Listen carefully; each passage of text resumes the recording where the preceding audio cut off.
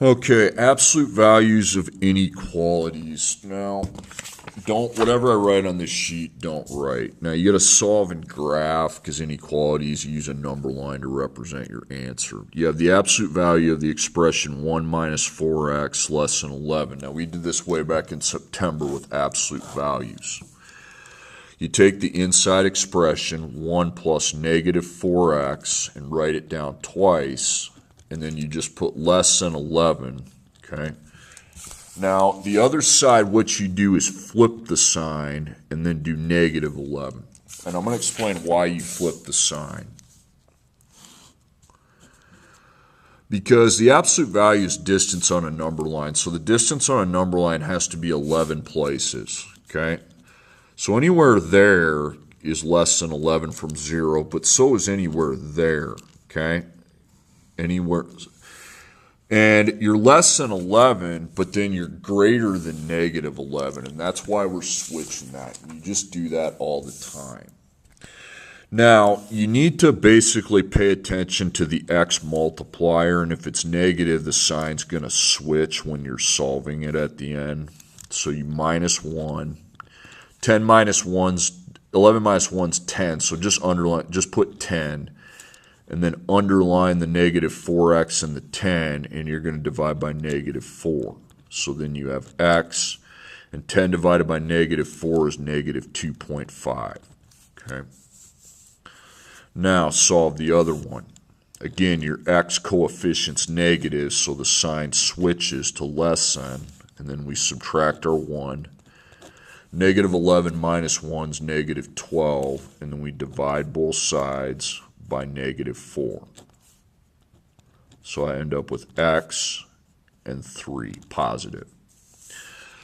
So you put 0, you put negative 2.5 on one side, and then less than 3 on the other. And then all you do, since there's no lines underneath them, so don't fill them in, is you just connect them. Okay, so x can be any value between here and here. Can't actually be those values, though, because it's not equal to. Okay, next problem.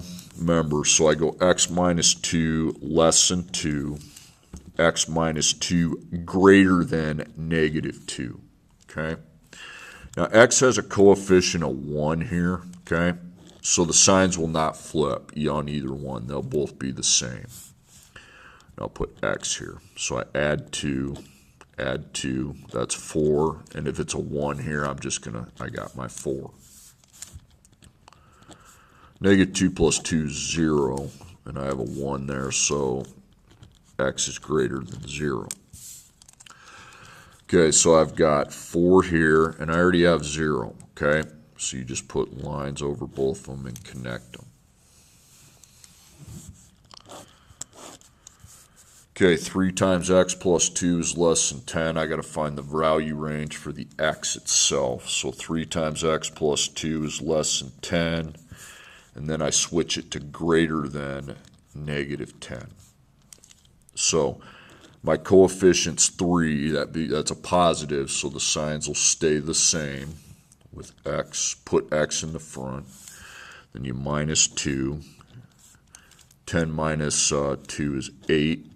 And then I divide by my 3. And then I got my inequality. So 8 divided by 3 is 2.67, just round it up 1 if it goes forever. Then minus 2, negative 10 minus 2 is negative 12, and then divide by 3, and you get negative 4. Okay, so there you have it. You got 0. On the positive side, you got 2.67, and on the negative side, you have negative 4. Okay. It's really not too hard. Okay, next one. So 2x plus 5 less than 11.